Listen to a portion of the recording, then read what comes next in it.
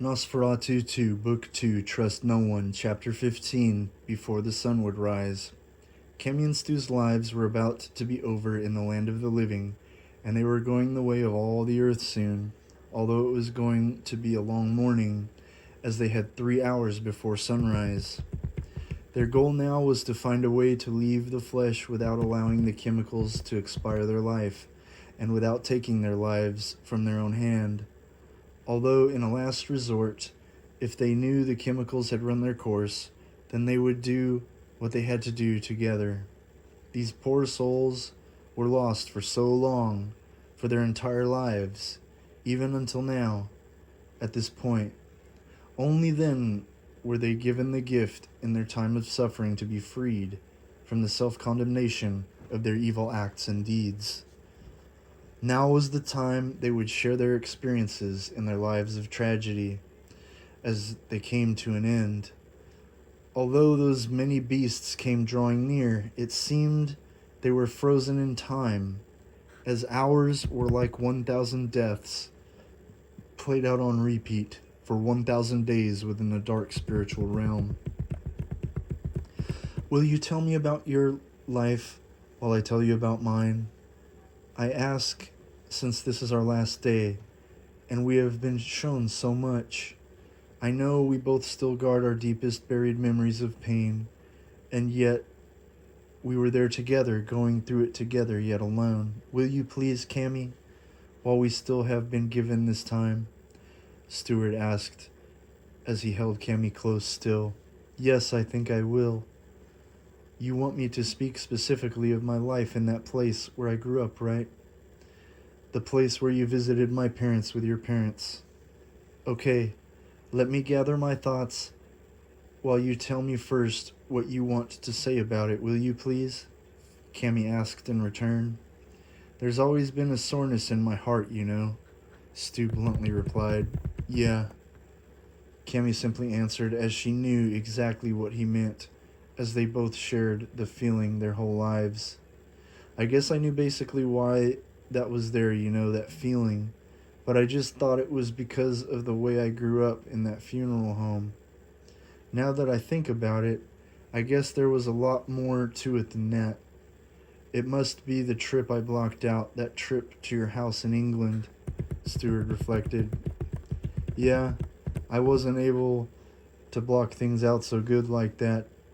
What you saw that month while you were there at my family home, I saw every day until I escaped. But they caught up to me. Their people anyway. Their followers. They have lots of people spread out, not just in England, but all over this crazy evil world, Cammy confessed. Oh God, I figured that actually. Okay, I'm going to tell you what I remember in that month at your place over there. I was 11 years old, so you were about that age too. We should have been innocent, but we weren't. I mean, we were, but we never really were because they took that away from us. We were born into it, Cammy, you know? Stuart opened his thoughts. Stuart, I know. My parents are the masters of the gatekeeper. This is something you should know. They possess the book that holds the secrets of the keeper of time. This gives them not the power of Father Time, but it allows them to manipulate the gate that all enter once their souls wander after their time is up. They have been wandering spirits ever since I killed them when they poisoned me.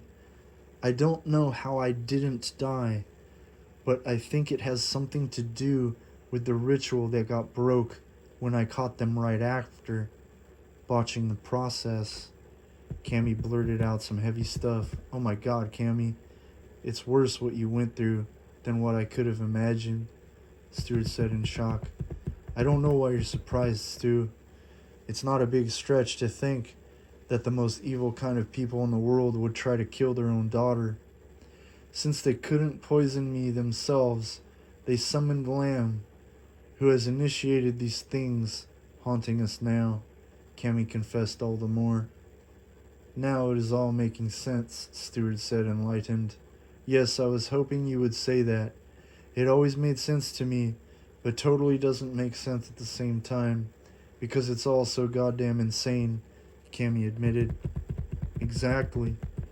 We never could make sense of things because there never was any logical sense to be made. Okay, Cammy, I will tell you what I remember.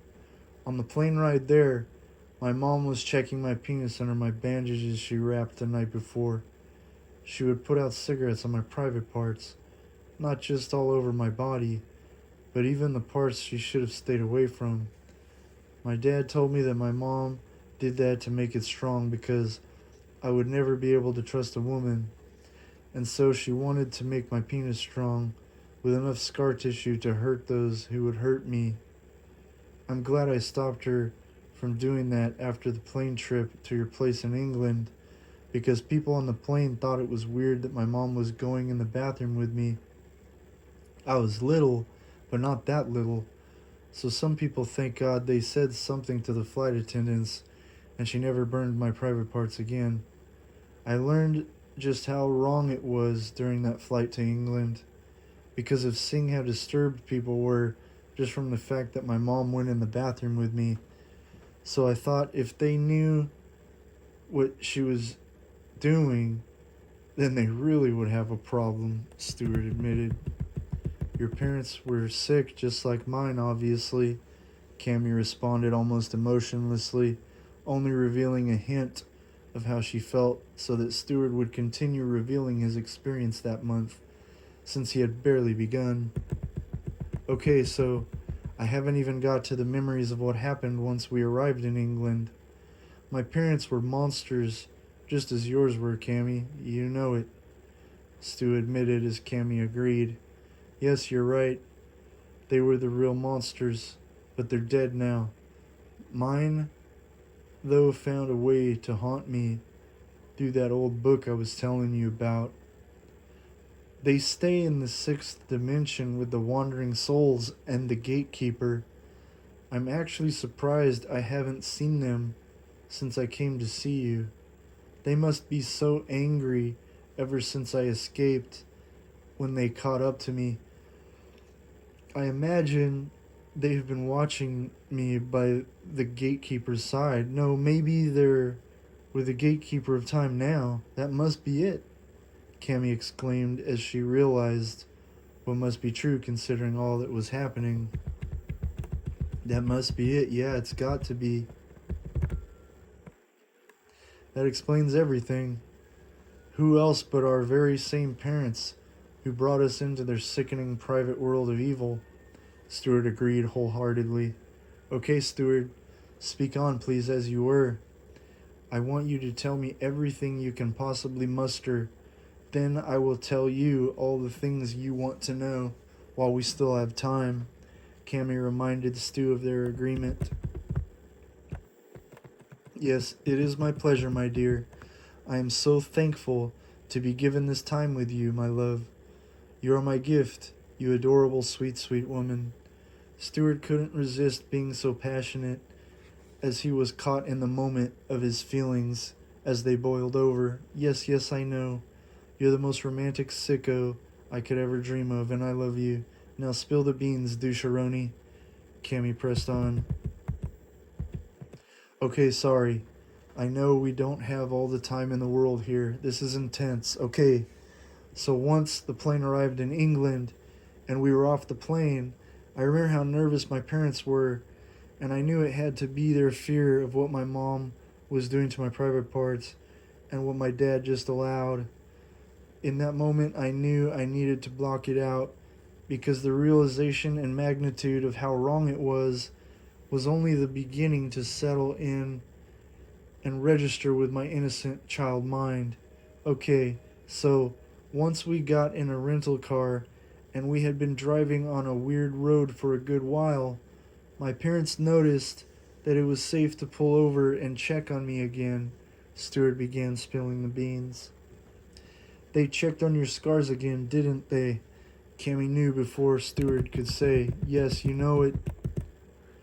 My dad said that it looked safe after driving for a long time, and there had been no one behind us for a while on that old creepy, old crooked road.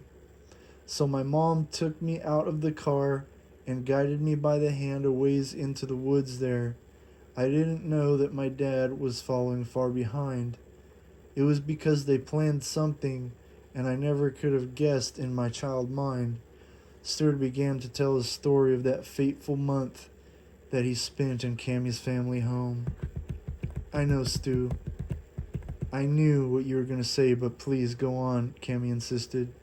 Yeah, I know you must have known where this is headed even now, Stu Shirley remarked. Yes, now please, my love, continue. Cammie sweetly pressed him. Yes, of course, so you can probably guess that after my mom checked under the bandages to make sure my penis was healing properly, that my dad came as he left the car in a spot that wasn't just a random shoulder to pull off for a quick potty stop. Stewart spoke on. Yes, I know about it, the stop, Cammie admitted. Okay, yeah, my dad left the car there, and we didn't see it again until after we left your house to return it at the airport rental car place, Stewart said matter of fact. That was the routine, Cammie knew without pause.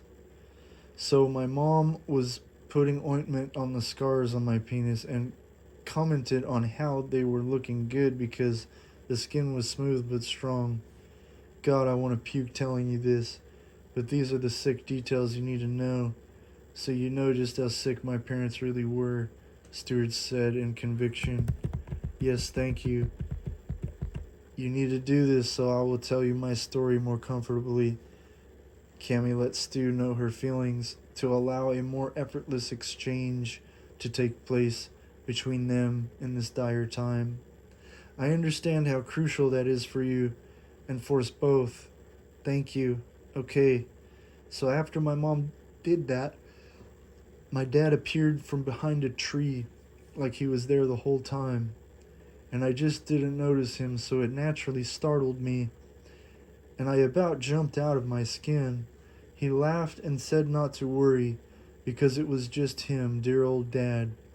He called himself that. Stu stopped. What a sicko. Our parents were a bunch of sickos. No wonder we're so sick, right?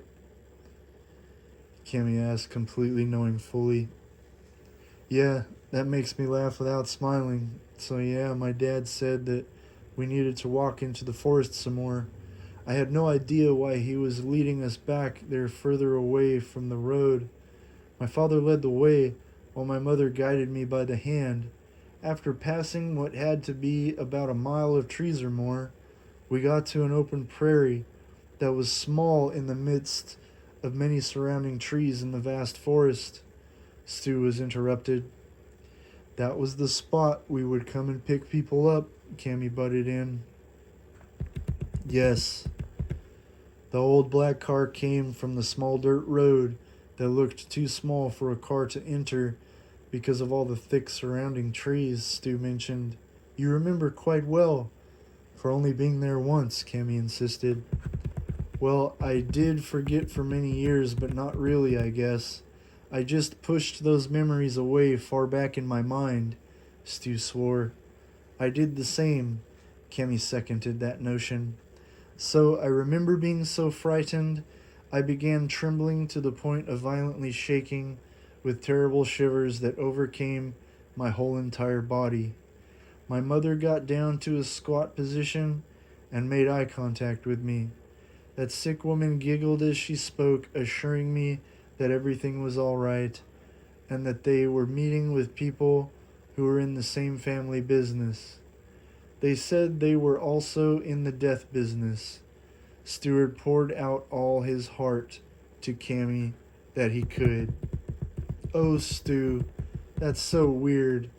I remember my parents telling me that day. It must have been that very same day. My father told me when I was playing with my dolls in my room. He went upstairs and told me they were having a car pick up some people who were in the death business. I thought he meant killing and sacrificing like we did every day, but he meant your family funeral home business. I get it now. Cammie shared her revelation. That's really disturbing. It would really bother me if I weren't so messed up already, Stewart blatantly admitted. I know exactly what you mean. We're so far gone and so messed up, it's not even funny. Okay, sorry, please tell me what happened. Everything you remember.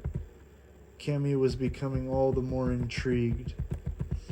So, this car had that creepy driver with the black executioner hood style mask on over a nice tuxedo. That was weird for a child to see. My parents were handed by him two black masks made of thick material like felt or velvet. I'm not sure, but there was no way they were going to be able to see through it. My mom gave me a shot like an injection of something strong that had to be a powerful animal tranquilizer because I didn't wake up until that evening in our room in that mansion that was your family home. I just remember the driver telling my parents they knew what they needed to do soon as the car began driving away. My dad sat in the front passenger seat and my mom sat behind him next to me. Before they could put their masks on, after my mom first began to do so, the driver had reminded my parents what they needed to do, signaling the tranquilizer. So my mom pulled up the mask she had just put over my head, or over her head, and pulled the needle from her purse, sticking it into my arm below my shoulder. Stu began to tell his introduction on his haunting memories of his first satanic experience with his parents. That was the routine, the ritual, Cammy admitted. It seemed that way. So yeah, I woke up in that big room with weird stone carvings all over the walls. There were pictures of demons with big horns on the stones that looked like cavemen made them, and in between them in patterns were those weird symbols like some kind of language's alphabet that hadn't been used for thousands of years. Stuart dug deep into his recollection abilities. Yes, my parents didn't like to ever answer my questions about them. Last time I asked about them, I was around that age when you came, and my mother and father both slapped me across the face as hard as they could, telling me to remember it so I would never ask about them again. Cammy had recalled something she didn't think about for some time. Oh, wow. I knew there was something really creepy about them. My heart was racing when I woke and noticed them. There was a real feeling of dread, like something bad was in the room that wanted to hurt me, Stuart admitted. Yes, that was the feeling I always had in every room, Cammy confessed. I can't imagine living in that place. Well, I normalized living in a deranged funeral home with a body part art gallery, so I imagine you normalized to some degree the terrors of your home. Although I really don't know how, considering what went on there. I guess when it comes down to it, it really wasn't any different compared to what my parents were doing. I knew they were covering up murders for some high-class people, just I never imagined the magnitude of it all, being real devil worshippers who run the world. Stuart began speaking his mind. Okay, Stu, don't get off track. I want you to tell me all the details you want to tell me, but just reminding you that we don't have all day to chat. Those things are getting closer, even though they are far away for now, Cammy reminded him. Yes, thank you. I appreciate those reminders. So, when I woke up and saw those walls, along with the huge flag-like linens draping in the middle of the room throughout, along with the curtains over the enormous windows, I knew we were in a bad place because I knew that the devil pictures were bad. There were so many demons and devils all over the place on those black fabrics draped everywhere. It almost felt like there was a tent, there were so many, Stu described. Yes, go on. Tell me what happened once you woke and your parents talked to you. Then what happened after? Cammy carefully set up the next memories Stu was recalling for her. Well, my dad explained that they were working for people at home, but this is who they were really working for, who was the boss of their boss, Stu said, as if he was a child. Okay, that makes sense. They had a way with words, didn't they, to manipulate? Cammy answered her own quick question, since she already knew the answer to. Yeah, you could definitely say that. That is a safe statement, Stewart said as he laughed nervously as he looked in the darkness, seeing those anomalous shapes of demonic swarms of legions moving closer in the distance. Okay, sorry, please tell me what happened. Cammy pressed him on. Yes, thank you. So I remember not questioning what they said about it, because it made perfect sense to my child mind, and my family business was all I knew to be normal. Obviously, that still applies to me up to this very day, Stewart clarified. Yes, that's quite clear, my dear, Cammy quickly retorted. So, they dressed me again in my suit after helping me with my pajamas, and I went down the stairs to the main dining room floor, where there were at least a dozen other families, all with one child between them, Stewart clearly recalled, and it made Cammy perk up tremendously as she jumped from the embrace to give spiritual eye contact. Yes, you remember. I remember you, because you reminded me of what my parents told me about your parents being in the death business. They had never said anything like that before or after. It was something I always remembered for some reason, I think because it was just a strange thing to say that had to be explained to me about preparing dead people, Cammy blurted. Damn, that's so crazy. You remember me in your home at that huge table with the weird star on it? Stewart asked apprehensively.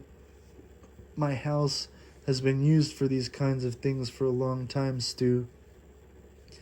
My family has been involved with these rituals for as long as history goes back in England. Before there was a house there. There's a place underneath the house that has more of those kinds of symbols and demon carvings in the stone walls, Cammy admitted. Wow! I wish I could see it, then again maybe not. I don't want to run into your parents again. Holy shit. I remember you too, Cammy. I remember who your parents were because they were the masters of the house, and I remember the little girl in between them who they had their hands on, constantly on your shoulders to keep you still. Stu shocked himself as Cammy's psychological method of memory recollection proved successful. Yes, that was me. I was always fidgety. Antsy Cammy, my grandmom would say. She made me eat baby's skin after they would beat the skin off of the new mothers with chains. Do you remember hearing their screaming from under the house? That was the room I was telling you about. Cammy gave her first admission. Holy shit, I do. So I'm guessing there's a lot of people in England and spread out in the rest of the world who's devil worshippers like our parents who take part in these sacrifices. There must be almost half the world taking part in this. Stewart shared his revelation on the matter. Close to half, yes.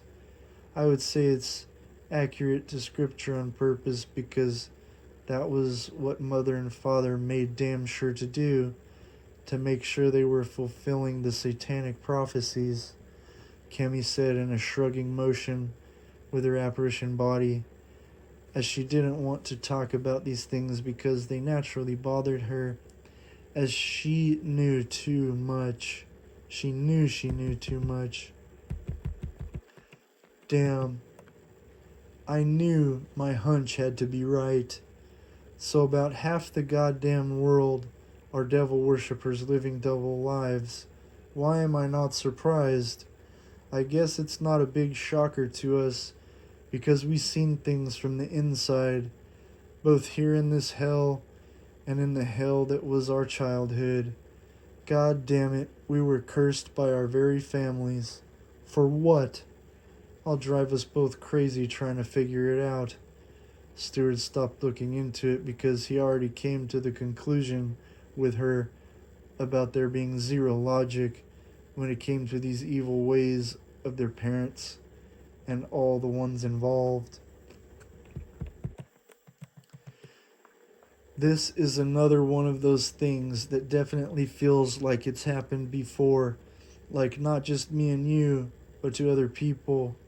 We must be connected to the countless souls that have been sacrificed and wander in that same realm where my parents are as they cheat death. I'm only saying this because I know too much, you know. My parents weren't always quiet. Cammy shared her important thoughts. This might be really important for us right now. I mean, I feel like it is anyway. It's gotta be, Cammy. All these things that have happened and all that's been revealed must have been timed perfectly for a significant reason, not for the ultimate purpose of evil.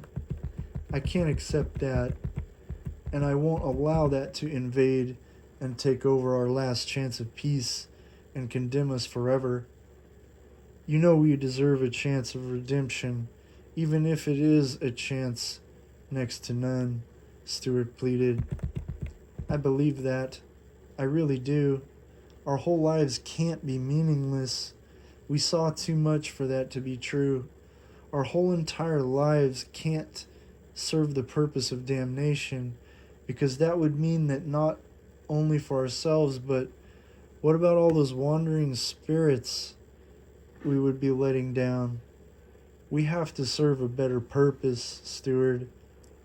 We gotta do it for them and ourselves if we want to even feel like we're both worth escaping that second death. Cammy made her case strong to put a fight into the both of them. I love this. We are finding a purpose for our lives the day we're going to die. Stewart stated the absolute utter irony. Yeah, it sure as hell seems sicker than a shit fetish, but that's the story of our lives. How fitting. Cammy made a sick joke, as that was what she did best. Now we just have to find a way to stand a chance in an actual fight against superior evil entities. Like, how in the hell are we even supposed to have a fighting chance? Stu asked, and the question sparked an outstanding potential solution. I got it. The thing is, as you know, we can't let the chemicals claim our lives. Lamb knows this. The entities know this. Their whole purpose is to weaken us in every possible way, very specifically and strategically, so that we don't have a fighting chance. As long as we don't die by the chemicals naturally coursing through us, which we know they are, then we will escape the second death. Also, we can't resort to suicide. It won't keep us for eternity in the lake of fire, but we will be wandering spirits for what will seem like an eternity. So let's not do that. That will be hell for us. And certainly for me if I have to be in that realm with my parents. I'm pretty sure your parents are there too. Actually, I'm very sure, because there's no other real option here. So this needs to be our motivation, Stu. We must fight the demons so hard that they eventually kill us in the flesh and blood bodies we are about to leave. Cammy finally came to the ultimate conclusion that their whole lives had led up to. Our whole lives have come to this. You know we can do this, no matter how impossible it may seem. This is absolutely insane, for sure, no doubt. That's the best part, baby. We're fucking crazier than a bag of monkey balls. Crazier than all the demons and the whole host of hell. That seems obvious now, considering we gave Lamb and these fuckers something to think about. Haha, think about that. They had to come up with a whole new game plan for us because even the devil never encountered such crazy shit like us. Haha. Stu was getting excited as he motivated himself, imagining his words were doing the very same for his love. We were born for this. Our whole lives have prepared us, making us strong enough through such unique and strange training in the most unconventional ways, Cammy plainly stated. Yeah, that's one way to put it, Stu smiled from his spirit within his heart. Ha ha! Yeah, I didn't mean to be so prim and proper. Our innocence was broken a long-ass time ago. Holy shit! Cammy began laughing hysterically from this funny, totally unintentional, and natural realization of comedy and seriousness. Even though it seems like we're totally, completely, utterly fucked beyond comprehension, because we basically are, I mean, by frying our brains and all, I think we can do this. I really do. Our advantage we are taking advantage of right now in our totally fucked situation is the fact that we are on the same spiritual wavelength of spiritual communication. Our souls are intertwined, and so we can communicate effortlessly. This is going to save us in the end no matter what. Mark my words, Stu said with confidence. All right, Stu. I'm really glad we got to this point here and now. I think we should really tell each other our stories as best as we can, while it seems we still have time left to do so. Don't you think? Cammy became the voice of reason. All right, you got me. I'll tell you all I remember from that month as quickly as I can, while still telling you all the important details I can think of. Then you gotta tell me your story, please, Stu pleaded with her. Yes, I need to do that for you and for myself, honestly. Now go on, love. Spill the beans or guts, however you want to do it. Just let me know all the things you remember at my home there in England. Cammy made a last-ditch effort to stay comedic amongst the tragic setting within the dark spiritual dark realm. Okay, all right, I remember you, Cammy. I remember your mom and dad keeping a hand on your shoulders while you wiggled in between them as they tried to stay serious while they greeted the families at that enormous table. That was some evil shit, by the way. That table with the fucked up looking pentagram. It was so scary looking, with all those weird twists and turns in the pattern of the star. What were those designs supposed to be anyway? They were so weird, Stu honestly asked. I can tell you were genuinely asking. Sorry I don't have any kind of answer. Cammy was just as puzzled in that moment as when she was as a young girl, never able to figure it out.